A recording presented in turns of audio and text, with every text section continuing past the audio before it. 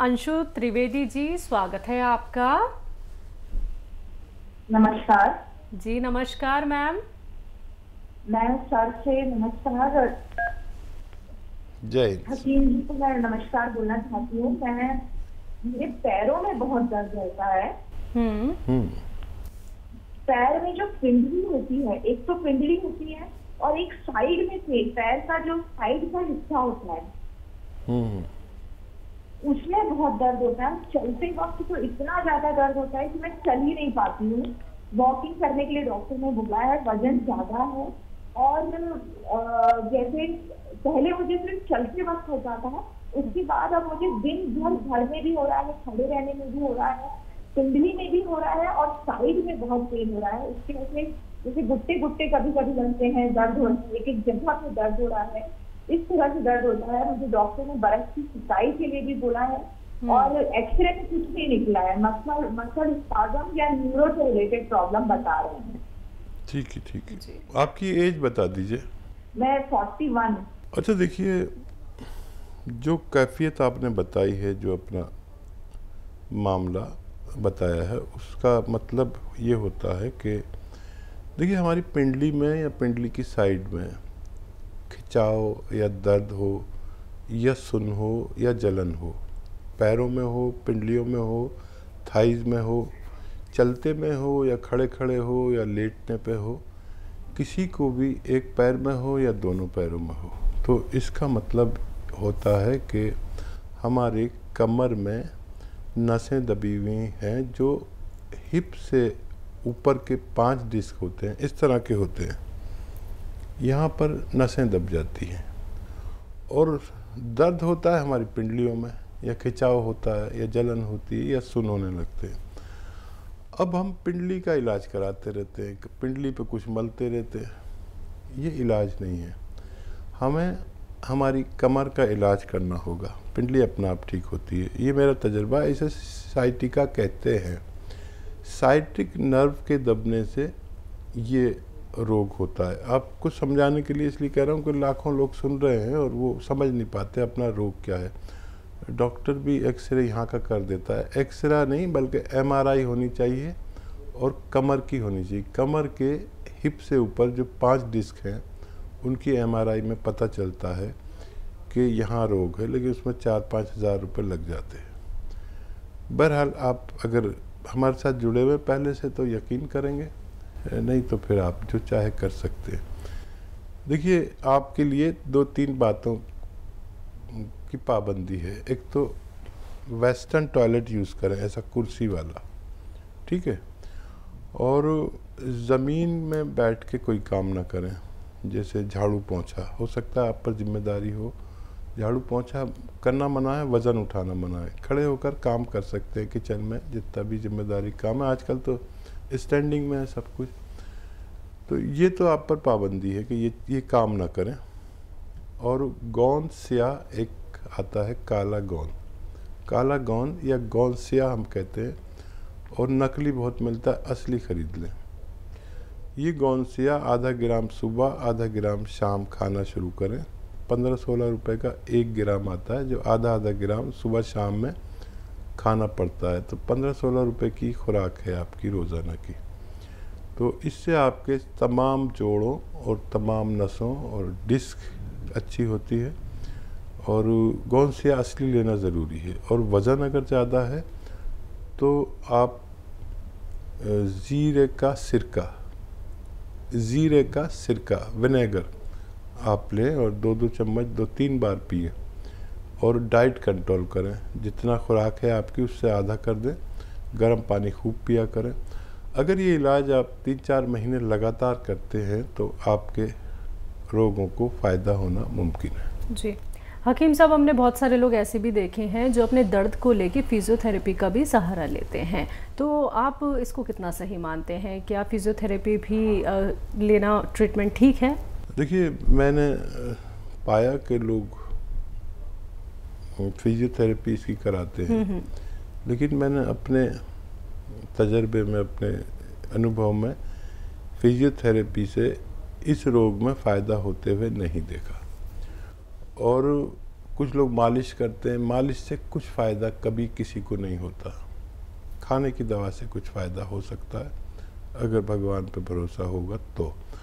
और मालिश और कुछ मलवाने चले जाते हैं पहलवानों के यहाँ और कोई उसमें बुरी तरह झटका मार देता है, ये सब गलत है। कभी बहुत बड़े रोग हो सकता है जो कभी ठीक ही ना हो। किसी भी ऑपरेशन से पहले किसी भी जोड़ के या कमर के ऑपरेशन कर डालते हैं डॉक्टर। ये घुटने में है परेशानी तो उसका ऑपरेशन कर देते हैं, और वो रोग होता है, कहीं तकलीफ़ होती है, कहीं इसकी ये निशानी है। तो किसी भी ऑपरेशन से पहले या आप ये नुस्खा ज़रूर इस्तेमाल करें। गौनसिया आधा ग्राम दिन में 2 बार खाने के बाद इस्तेमाल किया करें, फ़ायदा मुमकिन है। जी, नेक्स्ट कॉलर हैं बरेली से रेखा अवस्थी जी, स्वागत है आपका। क्या आप हमारे 2-3 सवाल है नोट कर लीजिए मैडम। जी मैम बताइए। जर्सन का मंगाया था हमने आपकी कंपनी से पिछले महीने में। बॉम पिला कर हस्बैंड के लिए मंगाया था, पैरालिसिस थी और क्या कहते हैं डायबिटीज थी। तो बॉम पिलाते रहे, उसके पिलाते 15 दिन तक उनके सर्दी अभी ज्यादा हो गई थी, उनके टीबी का भी इलाज चल रहा था। फिर बॉम में पिलाते रहे, तब भी भरोसा था, पिलाते रहे। फिर बाद में बहुत ज्यादा सीजन जकड़न हुए, बुखार भी आया तो उनसे फिर उनका रोक दिया, पिलाना बंद कर दिया। बुखार से दवाई एडमिट भी रहे 2 दिन, बुखार की दवाई दी और खांसी सिरप पिलाया तो खांसी के लिए तो सही है, लेकिन उनकी हथेली और तलवे बहुत गर्म रहते हैं, इतने गर्म रहते हैं कि सोने से भी लगता है कि हाथ जल रहे हैं, इतनी तेजी से गर्म रहते हैं।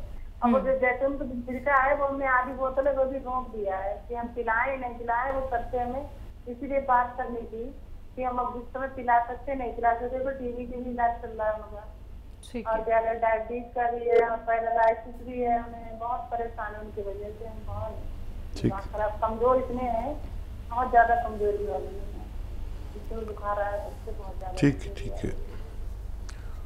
अच्छा देखिए, जिन लोगों को सिरका नहीं चले और ख़ास तौर पर टीबी के पेशेंट में ये होता है कि फेफड़े की बीमारी है और फेफड़े इम्प्रेस रहते हैं, तो उनको शायद ये नहीं चल पाएगा। तो जिन लोगों को भी देखिए डायबिटीज़ के लिए और कंट्रोल के लिए ये चाहिए तो वो गोंद चिलगोज़ा लें, 1 चुटकी सुबह 1 चुटकी शाम।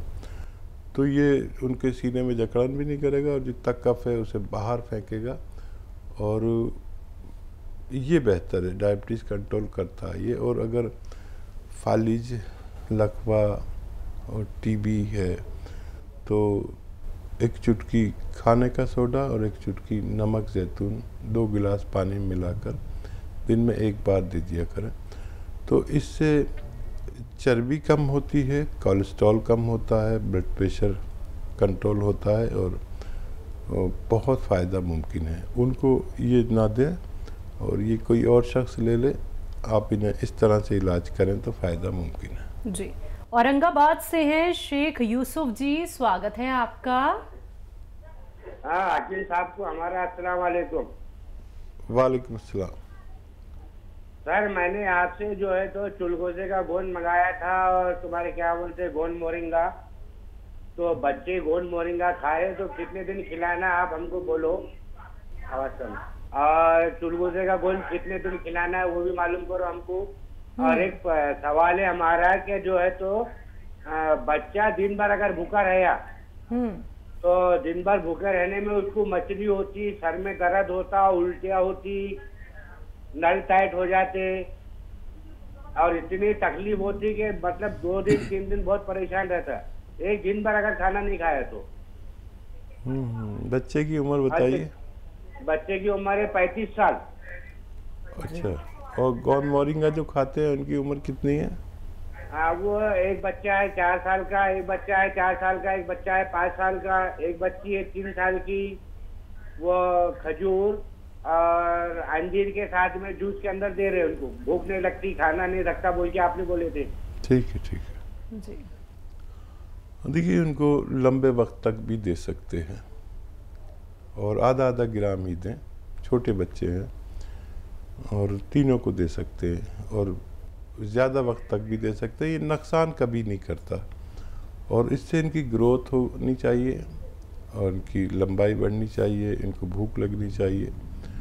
और देखिए, अगर पूरे दिन तो खाना मैं नहीं खाऊंगा तो मुझे भी यही हालत होगी, तो खाना खाना तो ज़रूरी है। और अपने खानों में अदरक, लहसुन, ज़ीरा खूब ज़्यादा कसरत से डाला करें ताकि इनकी भूख खुले, इनकी सेहत अच्छी हो। और तो कोई सवाल नहीं था ना इनका?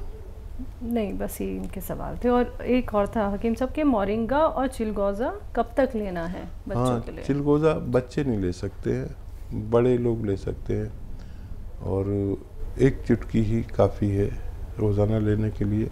आप जिस मकसद के लिए ले रहे हैं उसमें एक खुराक लें बस, और 5-6 महीने भी इस्तेमाल कर सकते हैं। जी, तो शेख यूसुफ जी, जो गोंद आप इस्तेमाल कर रहे हैं सर, वो सारे के सारे गोंद बहुत तेज़ होते हैं। जितनी भी बातें हकीम साहब ने आपको बताई हैं, उम्मीद करूंगी आपने अच्छे से समझ ली होंगी, जान ली होंगी, क्योंकि आपने छोटे छोटे बच्चों के लिए भी सवाल किया था।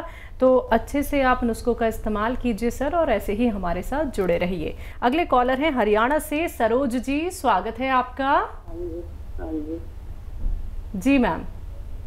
हेलो जी, जो गट्टे है ना, इनके जो ऊपर गट्टा जो किस्त है इतना दूसरी कर दी किस्ते में।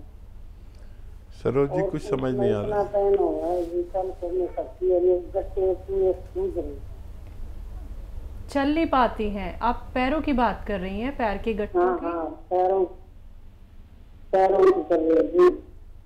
चलने में बहुत दिक्कत हो रही, चला नहीं जा रहा। एक पैर में ज्यादा है, एक में कम है। देखिए सरोज जी, ये रोग तकरीबन हर शख्स को अब होने लगा है, तो क्या इलाज नहीं किया होगा आपने अभी तक, मैं समझ सकता हूँ। और आपकी आवाज़ और अंदाज से लग रहा है कि कितनी तकलीफ़ में हैं आप। देखिए, दुनिया में 2 इलाज हैं। एक तो ये कि आपने इंग्लिश दवा ली, खाया और थोड़ी देर को फ़ायदा हो गया, और एक यूनानी आयुर्वेदिक दवा है जो खाएंगे फ़ायदा देर में होता है, लेकिन रोग से निवारण मुमकिन है। तो ज़रूरत पड़े तो आप एलोपैथिक लेते रहें। गोंद स्याह एक यूनानी यानी आयुर्वेदिक गोंद है, एक रॉ मटेरियल, कच्ची दवा है। ये अगर आपको असली मिल जाए, नकली बहुत मिलती है, तो आधा ग्राम सुबह, आधा ग्राम शाम खाना शुरू करें, नाश्ते और खाने के बाद। गोंद स्याह हम कहते हैं, इसे काला गोंद भी कह सकते हैं, लेकिन बेशुमार नकली लोग बेच रहे हैं। असली लेना आपकी जिम्मेदारी है। और ये ऐसा है कि 15-16 रुपये का 1 ग्राम आ जाता है, जो आधा आधा ग्राम पूरे दिन में 2 बार खाना पड़ता है खाने के बाद। असली लेना शर्त है। और ये 100 ग्राम भी असली मिल गया तो आपके रोग के लिए काफ़ी होना चाहिए। असली लेने की कोशिश करें, और याद रखें, अगर ये आप शुरू करें, वैसे भी नहीं भी शुरू करें, तो वेस्टर्न टॉयलेट, एक कुर्सी वाला शौचालय यूज़ करें। आप मेहनती लग रही हैं मुझे, अपनी अंदाज से और बात से मेहनत छोड़ दें। झाड़ू पोंछा नहीं करना है, वज़न नहीं उठाना है, और वेस्टर्न टॉयलेट यूज़ करना है। अगर आप ऐसा करते हैं तो आपको फ़ायदा होना मुमकिन है। जी, तो मैम दुआ यही है कि जो आपकी दर्द भरी आवाज़ थी, अब आने वाले वक्त में, यानी कि जब आप नुस्खे हकीम साहब के अपनाएंगे, जब आपको थोड़ा थोड़ा करके आराम मिलने लगेगा, तो मैम हमें ज़रूर बताइएगा उस मुस्कान के साथ कि आपको कितना आराम मिल गया है। दुआ हमेशा दर्शकों, आप सभी दर्शकों के लिए यही रहती है कि आप लोग बड़ी से बड़ी बीमारी से बच जाएं, लेकिन खुद का ख्याल खुद ही रखना होता है। हकीम साहब सिर्फ आप लोगों को मशवरा दे सकते हैं, आप लोगों को नुस्खे बता सकते हैं, आपको ही उनका इस्तेमाल करना होगा एहतियात के साथ। हर एक बात को समझने के बाद ही नुस्खे अपनाइएगा। कोई भी क्वेरी करना चाहते हैं, हेल्पलाइन नंबर 24 आवर्स आप लोगों के लिए अवेलेबल है। आप लोग वहां पे कांटेक्ट कर सकते हैं, जहां पे आपकी बात होती है हमारे एक्सपर्ट डॉक्टर्स की एक पूरी टीम से। अगले कॉलर हैं विमला जी, स्वागत है आपका। हेलो, हाँ ये है ना, ये पेट फूल गए, ये पेट कब खा रहे हो कई टाइम दोपहर। हेलो, कुछ नहीं समझ में आ रहा हमारे। मैम टीवी का ना वॉल्यूम कम कर दीजिए, आप जो कहना चाह रही हैं वो हम तक बात नहीं पहुंच पा रही है। टीवी का वॉल्यूम कम कीजिए मैम। अरे वो सही नहीं बात है साहब, मैडम जी खाते से खड़े नहीं हो पाते हैं, टीवी चालू है, अब कोई साथ में है नहीं है कि कोई बंद कर दे, इसलिए हमने तुमको लगाया टीवी को। क्या दिक्कत हमारा है करियर कम नहीं कर रहा बिल्कुल। मैम? नहीं समझ में आया, क्या तकलीफ क्या है? भाई गठिया बाँ एक बताई चैनल डॉक्टर ने कि गठिया बाँ है, गठिया तो जोड़ों में पूरे जोड़ों में दर्द दो। अब करिया को जोड़ में इतना दर्द है करियाते से कि बहुत ज्यादा हम गोली नहीं उठा पा रहे ऊपर। ठीक है ठीक है ठीक है, हम समझ गए। अच्छा देखो बहन, आप बहुत सीधी लेडी हो, बहुत अच्छी लेडी हो, हमारी बात गौर से सुने। आप लिख नहीं पाएंगी क्योंकि आपके पास कोई ऐसा भी नहीं है जो टेलीविज़न बंद कर दे, आपने बताया। तो हमारी तरफ से आपको फ़ोन आएगा, तो आप पूरी बात उनको बताना, और वो एक जो दवा आपको भेजे वो लेना। गोंद सिया आता है, एक काला गोंद, जिसे काला गोंद भी कहते हैं, गोंद सिया, इसका असली मिलना बहुत ज़रूरी है। मुझे मालूम है कि आप लिख नहीं पाएंगी, समझ नहीं पाएंगी मेरी बात, फिर भी मैं बोल रहा हूँ क्योंकि कुछ लोग ऐसे हैं जो मेरी बात समझ रहे होंगे। तो ये ले लीजिए, और आधा ग्राम सुबह आधा ग्राम शाम, नाश्ते और खाने के बाद खाना शुरू करें। अगर ये असली मिल गया आपको 100 ग्राम भी, तो आपको फ़ायदा होना मुमकिन है। जी।